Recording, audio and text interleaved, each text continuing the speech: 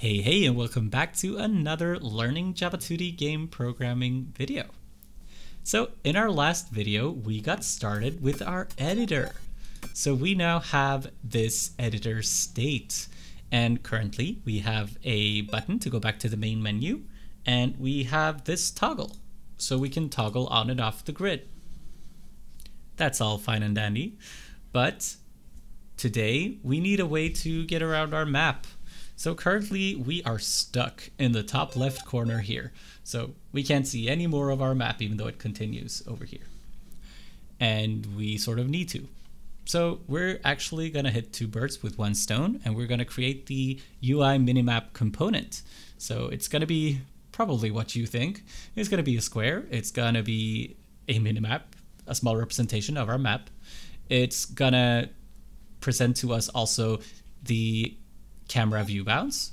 So we're going to have a rectangle to show where are we on the map, and you're going to be able to click and drag on the map to move the actual camera around. So that's going to be fun.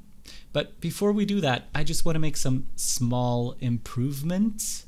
So we can't really do everything at once, but I do want to fix some things. So this button, it looked okay to have the text start here when you have several buttons like this in a row.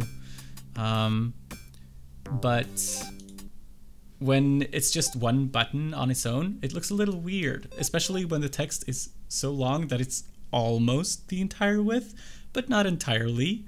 So what we're gonna do is we're gonna actually let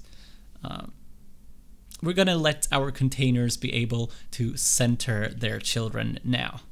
So we're going to do that also. As you can see here, if the grid setting is turned on, then it will keep being turned on. And the reason is, of course, that they all use the same settings. So we're going to actually set default settings when we enter a state. Let's do that first because that's really quick. So go to your state, go to the menu state. So when we're in the menu, we don't want the grid to be turned on. So say game settings, get render settings, get should render grid, set value false. So don't render the grid. Also going to the game state. Let's just copy paste that. And also in the editor state here, I think we do want the grid to be turned on by default. Sorry, there we go. So now if you try that again,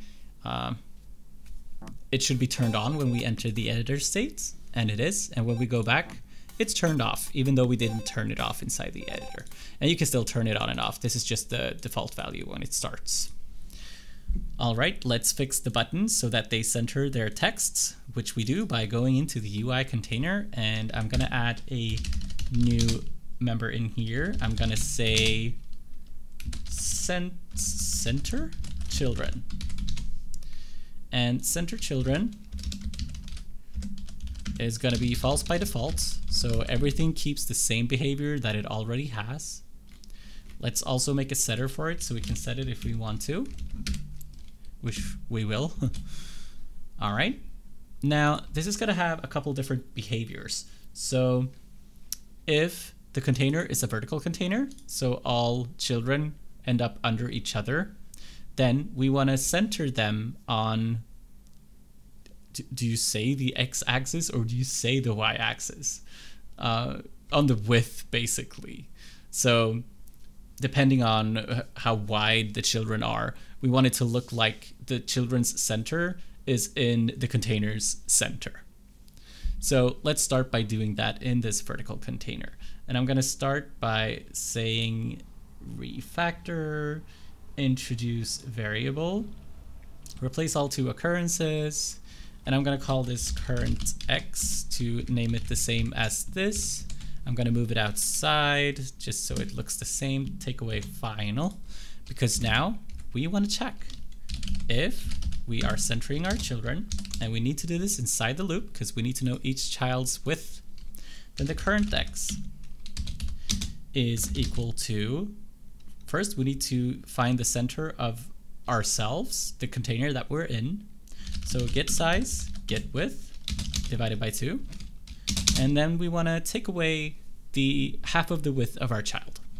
So UI component, get size, get width, divided by 2. All right, so hopefully if we just go to the UI button and on the container that contains the label, if we set center children to true, then this should be enough. It should center the text. And it does. So awesome. But now let's remember to also do this for the horizontal container. So in the same way, but instead the padding gets top. Let's refactor, introduce variable, replace all 2 occurrences, call this current y. Let's move this up.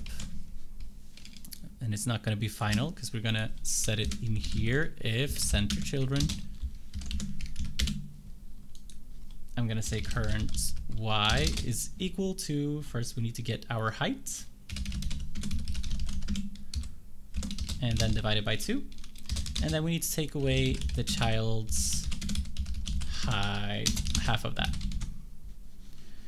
All right, so we don't currently have any horizontal containers to try that with, but that should work.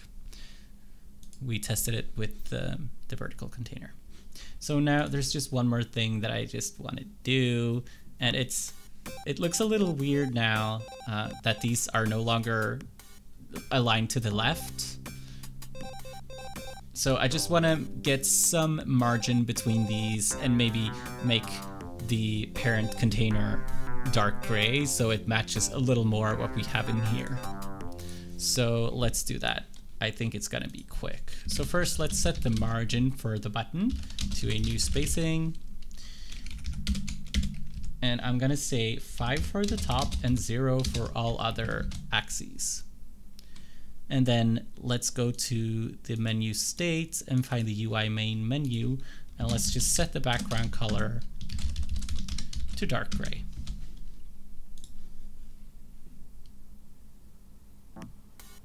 And that actually looks a lot better immediately. So it's not perfect. I wonder why that happened. It gave me nothing. All right. I'm gonna not worry about that right now. Now it looks a little bit more uniform.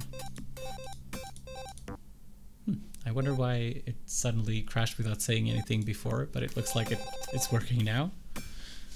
All right. So on to today's topic. Let's make the minimap.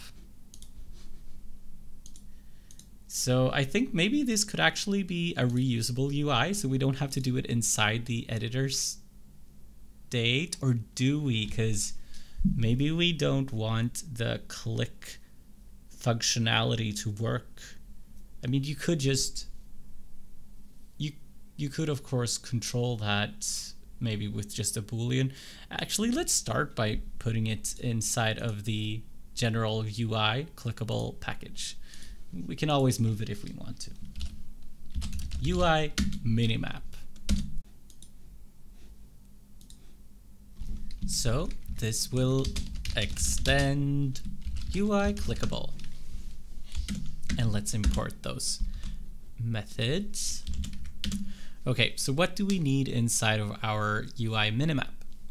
So the first thing we're gonna need is to keep a ratio. So what is the ratio of our minimap to our real map? And then let's keep a rectangle for the camera view bounds. Whoop. Let's also keep the map image. So we're not gonna calculate or generate that image in each render because that will be too costly. So we're gonna do it when something changes, and then we're gonna store it inside this map image that we can just use when we render. And then let's have a color so that you can see when we're interacting with it. Let's make a constructor, but I'm not going to take anything of that in. However, I think we're going to need a game map. So I don't think it's too far-fetched to require a game map. So the map that we are miniing. All right, so first we're going to set a size. And I'm going to let it be 128 by 128. And let's import size. All right, and then let's set the camera view bounds to just something. We're gonna calculate this later, but we don't know what it is yet. So we're gonna just give it an empty rectangle for now. So the object isn't null, so we don't get any null pointer exceptions. And then let's set the color to something. I'm gonna set it to gray. And then let's calculate ratio. So let's generate this method. And what is our ratio? So we only want one ratio, right? We don't want to keep one for the width and one for the height, because that will mean that it will look stretched. So we only want one ratio. And since our map can be differently sized, like why can't I speak? It can have more tiles in either direction. So it doesn't have to be like-sided. That means we need to find the ratio, the smallest ratio. You're gonna see what I mean. Let's do it. So either the width is the smallest. We have the game map, get width, or the height is the smallest.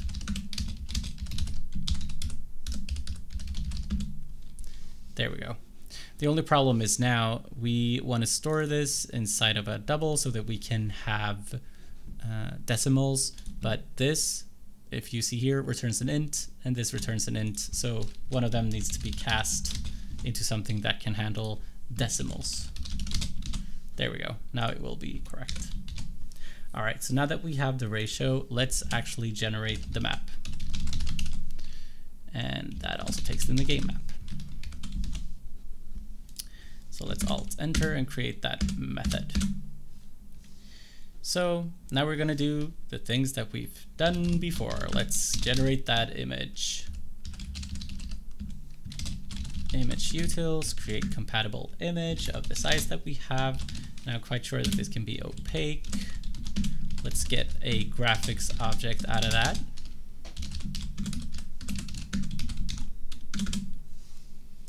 And now we want to paint on this, but we need to know how many pixels each square grid will be. Let's say pixels per grid, and that will be cast to an int, math.brown, and we are wanting the game sprite size times the minimap ratio. We only call it ratio. Good. So we need to cast this to an int because round gives us a long, and I guess this could have been a long. Well, now it's an int.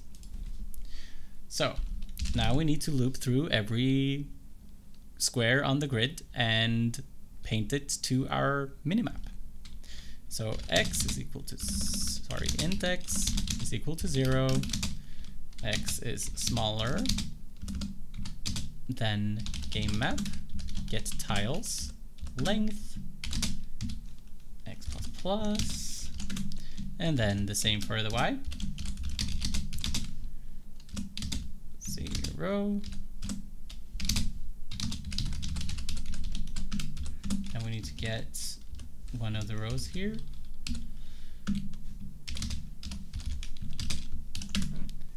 All right, and now for each tile, let's draw it to the graphics that we have. Draw image. So we want to get the tile image of the tile that we're at, and then we're going to scale it to pixels per grid. So we get it by saying GameMap get tiles X, Y, get sprite, get scaled instance. So get scaled instance is something that the buffered image already has. So very helpful for us. We say get you, but in a different size. So we already have the size. It's pixels per grid, and then just say 0 for the hints.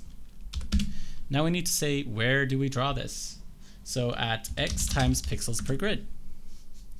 But we also want to center it in case we are the side that is shorter. So that's not going to take up all of the space, right? Only the side that is the longest is going to take up all the space, and the other is going to get shortened. So we want to center it. So therefore, we're going to add,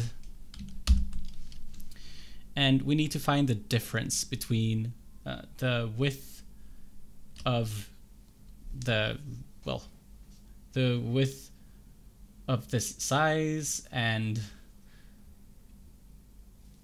you'll see what I mean. Get width minus GameMap get tiles dot length, and we need to say that times pixels per grid. So this is the width of our minimap. So 128 pixels. So if the GameMap get tiles dot length, if the length of the tiles of the x-axis times pixels per grid is smaller than this entire size, then we're going to have the difference here, and we are going to want to divide that by 2. That way we are centering it if we need to. So let's just duplicate that row and instead say the y pixels per grid size get height, and then this needs to look inside one of the rows. All right, and then just say null for the image observer. All right, great. We have calculated the ratio. We've actually generated the map. Let's return it when we get the sprite. But we also want to paint the border and also the camera view bounds, but currently we can't paint directly on this map image because then it will be stored inside of this image. So the next time we render, we're gonna start with the image with whatever we had rendered on top of it. So we're gonna still need to create a new image. So I'm gonna say buffered image sprites, image utils, create compatible image of this size and opaque. And we still need to cast that to a buffered image. All right, let's get the graphics out. Graphics 2D graphics is equal to sprite. Create graphics. There we go.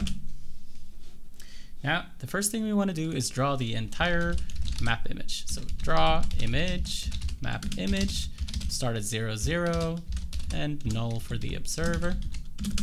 Then let's draw a border, maybe. Graphics, set color, color. Then let's do graphics, draw rect, and we're gonna start at 0, 0, and we're gonna do size get width -1 like we did the other time we made a border, and size get height -1. And let's actually draw the camera view bounds. Currently we haven't, if we can, currently we haven't calculated it yet. Let's wait with doing that until we calculate it. Let's try this. So dispose of the graphics, dispose, and return this sprite. Now let's try this out so we can see what it looks like. And we're gonna do that by adding it to the UI render settings. And we wanted to add it first. So add UI component, new UI Minimap. And this takes a game map, which we don't have in the UI render settings. So let's start by taking it in. But if we are going to be able, or if we are going to be taking in many more things into this UI render settings, then I'm probably just going to take in this state instead. But let's keep it like this for now.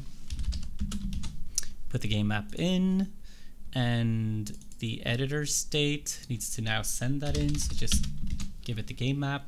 And let's see what that looks like.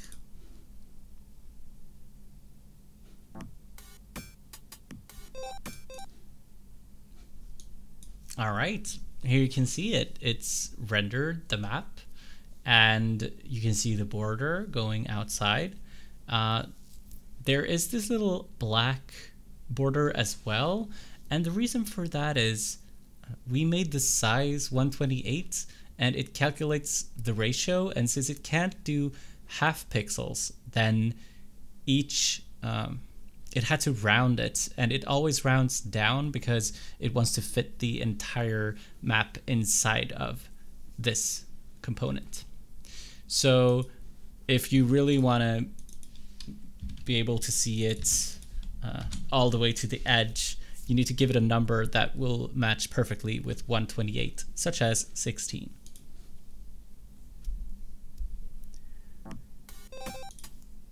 And there you have it. Now you can see it perfectly out there. Also, currently, we could actually see if, because now it renders, it all starts in the left corner here. Let's try centering our children and see what that looks like. Unfortunately, that will mean that this grid button will also be centered, which we can fix by putting the render settings and the grid inside one container that is not centering the children. But let's just try it. Let's just center that, this, center children, set center children true. Let's see if it works.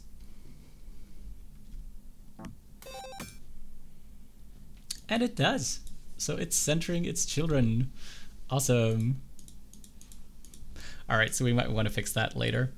Let's just make it so that we can click inside of here. Hopefully that's not going to be as hard as the other things that we just did.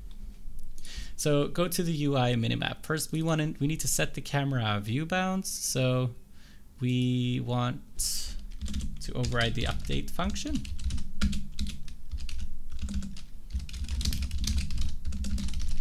We have the state. There we go. So first, let's get the camera. And let's import the camera.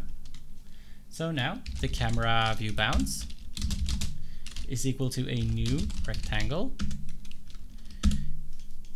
And now these are all gonna need to be cast to ints because that's the way the rectangle works. So I'm gonna say camera, get position, get X, and then multiply that with our ratio. All right, and then the get Y multiplied with the ratio. Now we want the width. Sorry, get size, get width, multiply by the ratio, and then the height. There we go. Now we have the proper camera bounds. Let's also do the color. So let's keep the color gray by default, but if we have focus, let's set the color to white. All right, now let's add it here, now that we have something to render. So we've already set the color, so now I think we can just draw this right. And actually, you could just say draw because it can draw a shape, and the rectangle is a type of shape. So we can just say draw and then camera view bounds. Isn't that easy? So now let's just see if we can see our camera view bounds. And we can, and since this is quite a small map, our view bounds cover a lot of it. So if we were to make our map a little larger, so let's double this size, 32 by 32.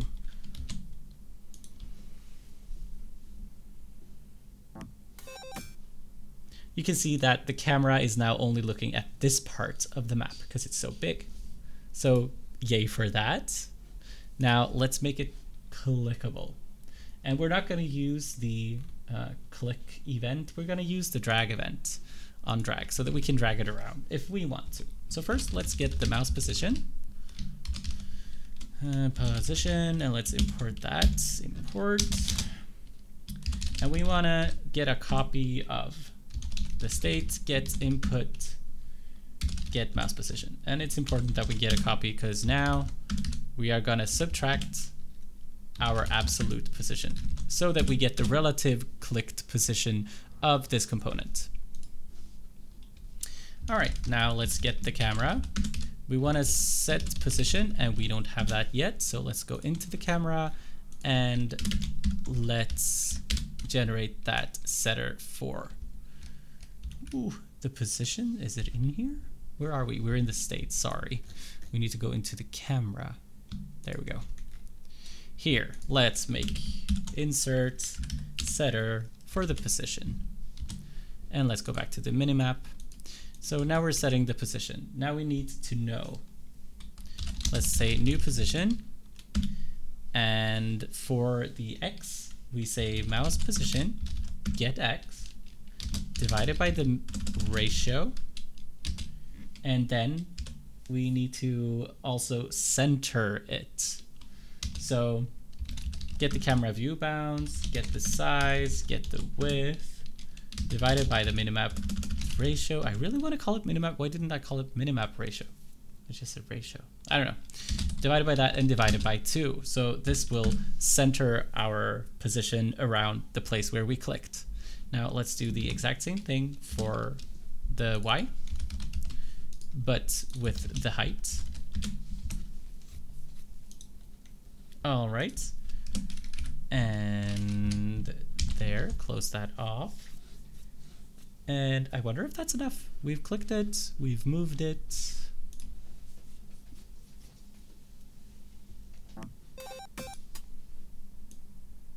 And it was awesome.